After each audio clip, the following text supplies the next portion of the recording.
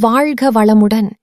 இன்றைக்கு நம்ம வாழ்க்கையை மாற்றக்கூடிய ஒரு எளிய முருகன் வழிபாட்டு முறையை பார்க்கப் போறோம். முதலில் முருகன் படத்தை அமைதியாக 20 வினாடிகள் பாருங்கள். அந்த பார்வையிலே மனசு மெதுவாக அமைதியாக ஆரம்பிக்கும். கவலைகள் எல்லாம் கொஞ்சம் கொஞ்சமாக விலகும். இப்போ கைகளை கூப்பிட்டு உங்கள் இதயத்துக்குள் ஒரு தாமரை மலர் மலருது என்று நினைச்சுக்கோங்க. அந்த தாமரையின் மேல் முருகன் திருவடிகள் இருக்குது. அந்த பாதத்தில் சிலம்பு ஒலி கேட்குது. அந்த ஒலி உங்க உயிரை நிம்மதியாக்குது. இப்போ இந்த மந்திரத்தை மனதார சொல்லுங்கள். ஓம் சரவணபவ 3 முறை.